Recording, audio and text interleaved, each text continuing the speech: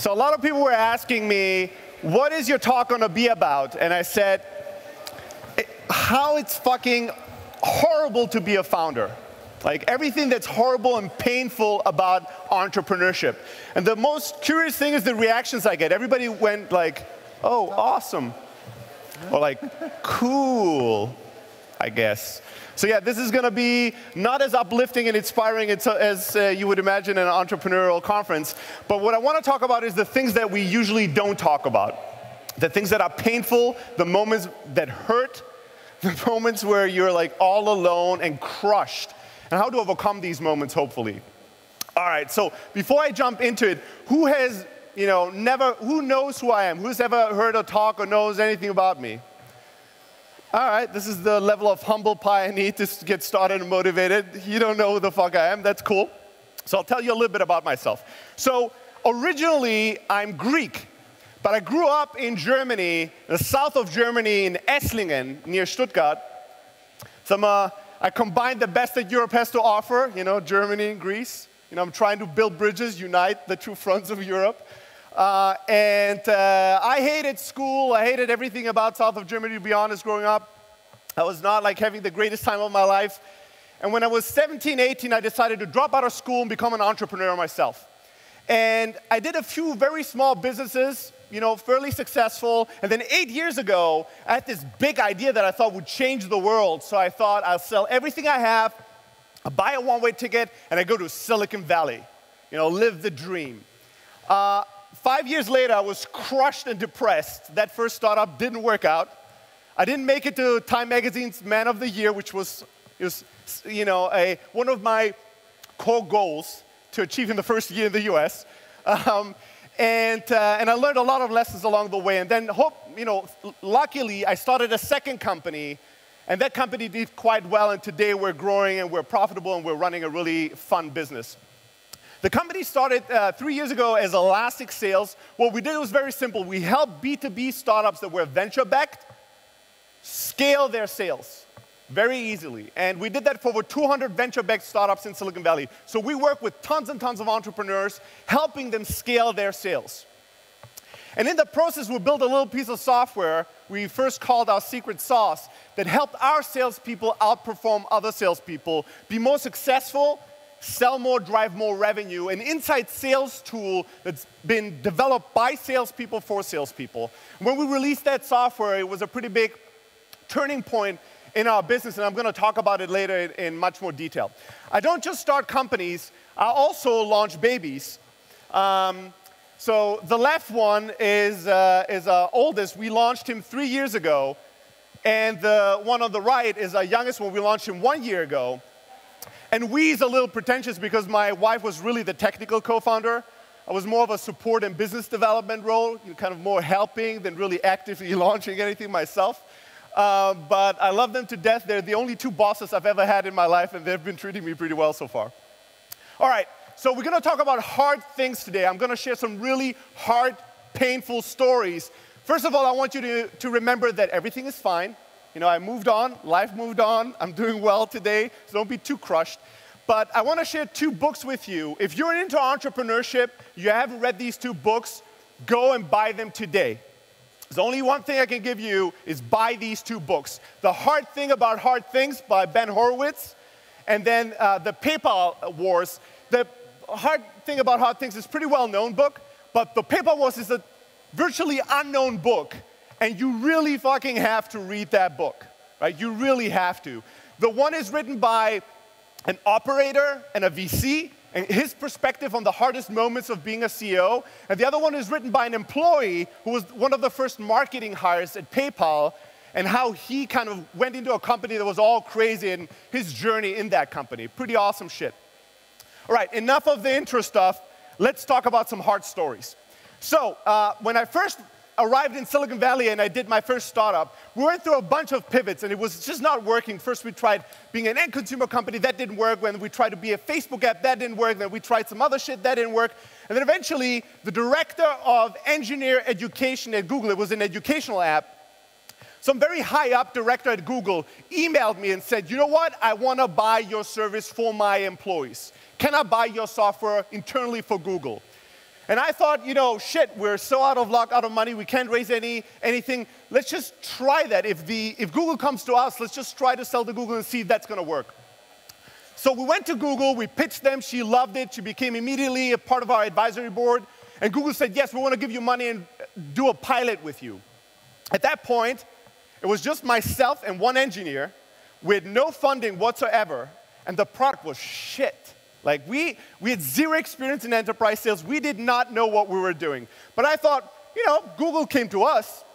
Maybe enterprise sales is not going to be that hard. Maybe I should try that a little bit. So what did I do? I cold emailed Oracle, Intuit, SAP, a bunch of really big technology companies in Silicon Valley. And guess what? Like, out of the 5 meetings I got, Google, Intuit, and Oracle all wanted to do pilots. And I was like, shit, enterprise sales isn't that hard. Like, I got this.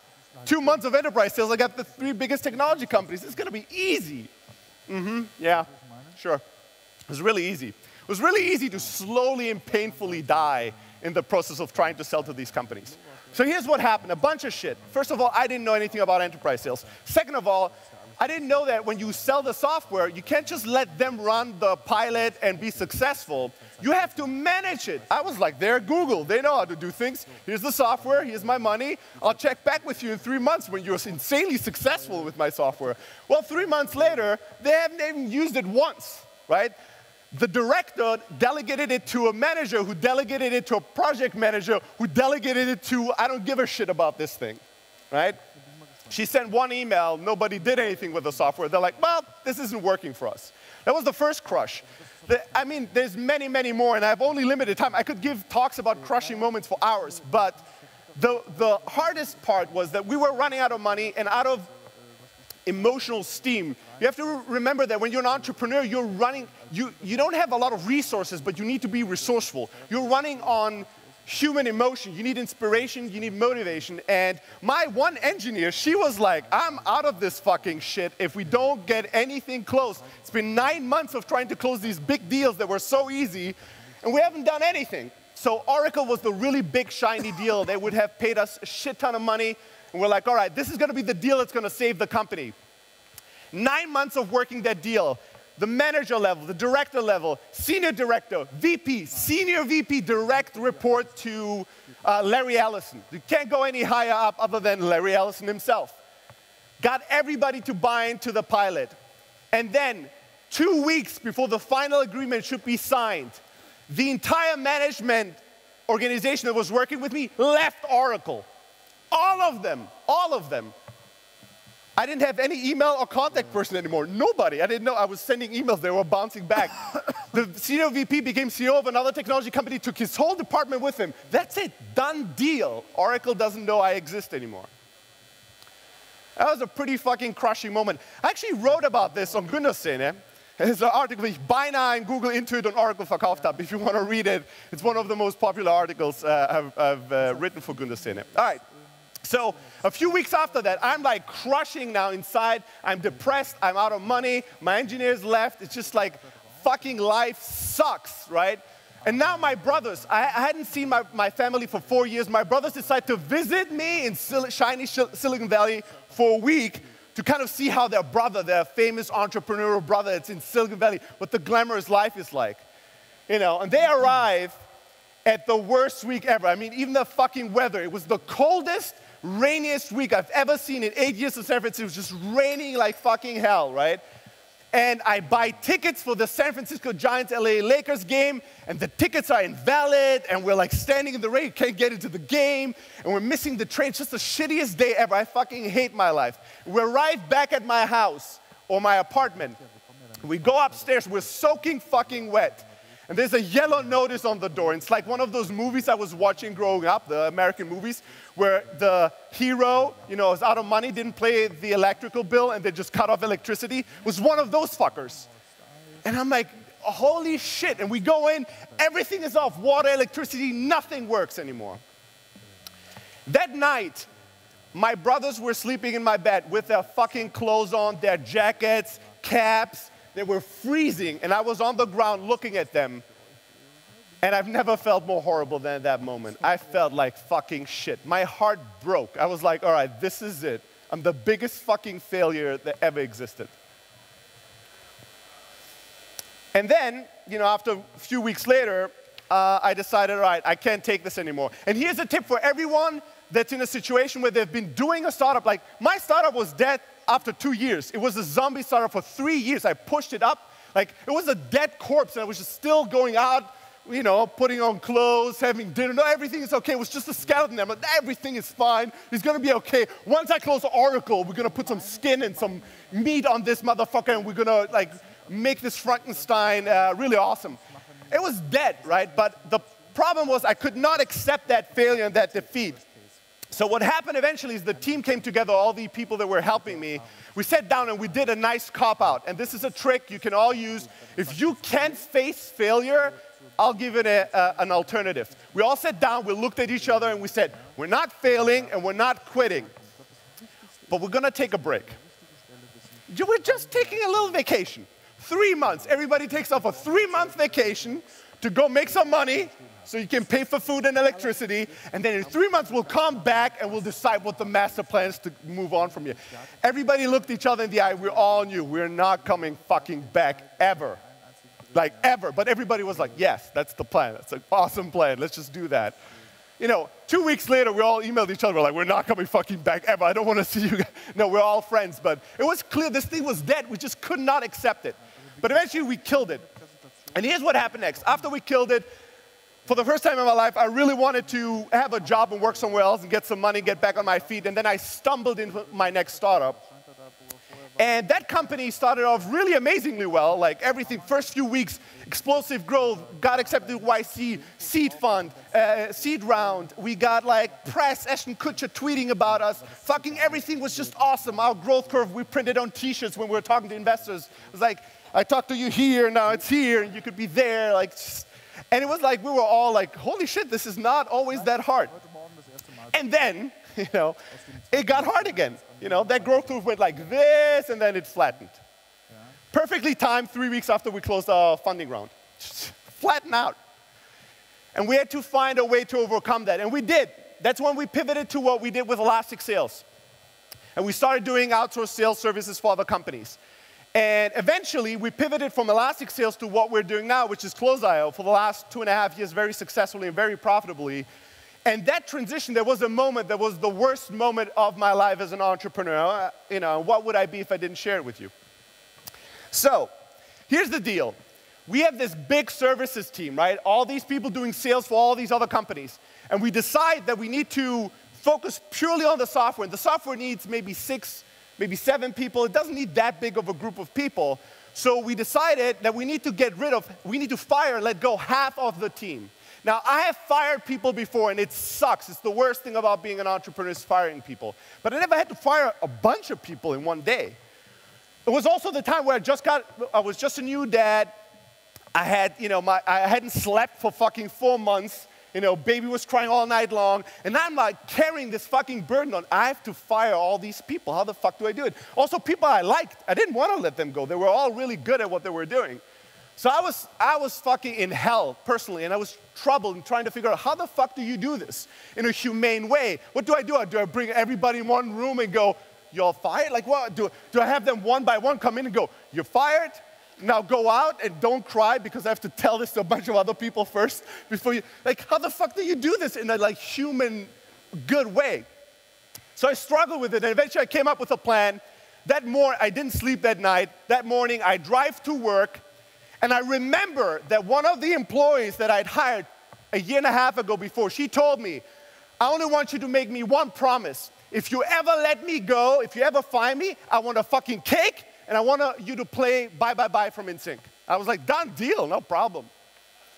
And I remember that on the way to fucking work, I'm like, holy shit. I turn around, I go to Safeway, I try to find a fucking cake, I buy a cake like an idiot. I download NSYNC Bye Bye Bye on my way to work, just in case she wants it. I want to keep my word. I put it in the fridge. And here's what we did. I had a one-on-one session with everybody in the company, fired or not. And I told everybody, here's the situation, here's why we need to do what we need to do. And then I told them if I wanted them to stay with the company or if we couldn't have them stay, if we had to let them go. And then we did 2 things. Every time I had to tell somebody that I had to let them go, we hugged. Some cases we cried a little bit. And then the next thing we did is we put 2 events in our calendars with every single person. The first event in the calendar was next week. I gave every person 2 hours of my time, and I said, we're gonna sit down, because once you leave this place, we're saying we're friends and everything is great. I'm telling you I want to help you. And you say, yes, Stelly, I'm going to take your help. But the moment you're outside that motherfucker, you're not going to want to talk to me again, right? At least for a certain while. So we're putting something in the calendar right now, 2 hours next week. I want you to think about, what do you want to do? Whatever it is, start a business, work somewhere else, whatever it is. I'm going to give you 2 hours of my time dedicated doing anything and everything I can to help you accomplish that. With everyone. And the second thing we put in the calendar is for everyone in the company in 3 months' time to have a dinner. We're gonna pay dinner and we're gonna get everybody together to see what the fuck is everyone doing, right? Since we broke up the family.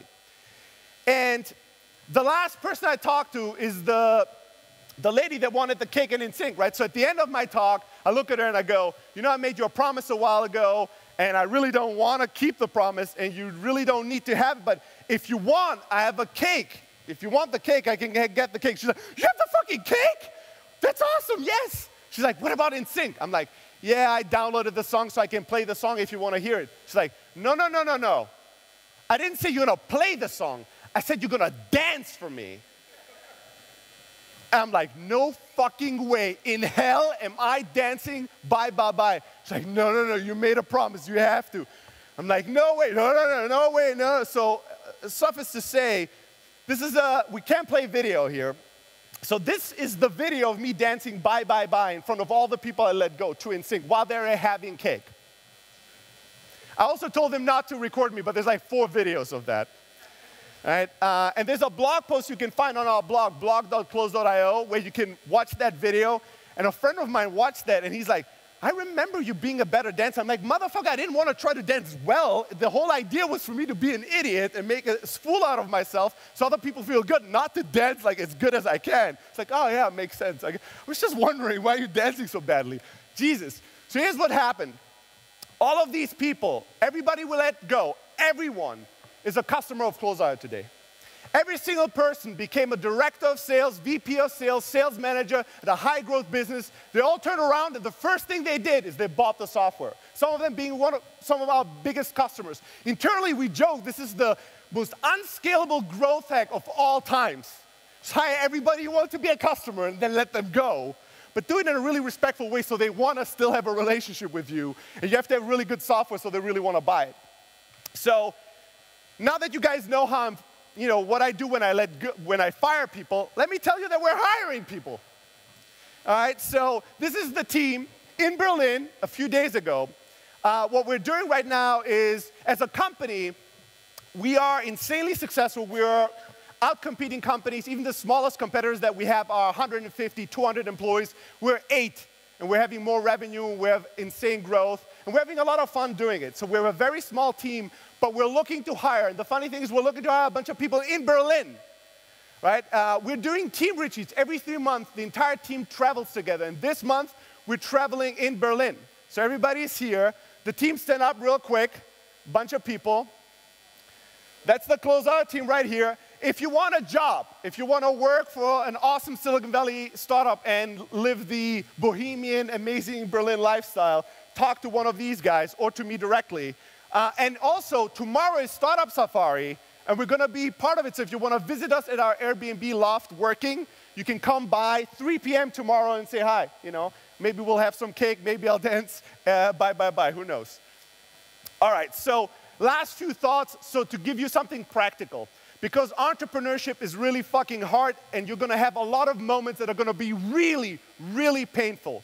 Now, the bad news is I can't take that pain away. It's going to suck. You know how many moments I had where I thought, this is going to make a great story in a book of my life. But in that moment, it still felt horrible, absolutely crushing. I was like, I fucking hate every little bit of it, but it's a great story. Someday I'm going to tell this on a stage. I can't take that pain away, but what I can do is give you a few tips on how to manage the emotional roller coaster of being an entrepreneur. So here's the problem about entrepreneurship. Even as over long periods of time, you're progressing in your career, the second line is almost not seeable. Just imagine a line that goes up and to the right, but it goes up in like little waves, right? Success isn't linear, so things go up and down, but the trend is going upwards. The problem is that the emotional journey you're making It's just, I'm very happy, I'm very happy, I'm very unhappy, I'm very unhappy. I'm happy, unhappy, I'm very unhappy, I'm very unhappy. You don't have the distance to have perspective to see that, well, over the past 10 years, I've grown a lot. No, it just fucking sucks right now. Your biggest hire just left. The financing round broke down. Whatever the hell happened, it just sucks and you're gonna feel horrible. So the thing that you need to do is you need to take care of your emotional household. You need to take care of your emotional household. You need to make sure that you do a few things every day to keep some level of balance so that entrepreneurship doesn't fuck you up emotionally, seriously. You need to meditate, you need to work out, you need to take time off, you need to eat healthy, you need to do things that are good for the soul. You need to have a journal. Write down what is good that's happening. I have a journal every month. I have a bullet point journal of what was awesome, what is happening that's awesome, to keep perspective and keep reminding yourself of the entire journey that you're taking, not just the emotional, shitty day that you're just experiencing. All right, if you want to hear me talk even more, I'm going to have a startup negotiation workshop later on today. I don't know if we have time for questions. I don't think so, but this was a lot of fun. I hope that I didn't crush you guys too much, and I hope that if you have hard stories to tell, if you're going through a lot of pain, if you're sad and depressed, send me an email, steli@close.io, steli@close.io. Let's chat. Thank you so much.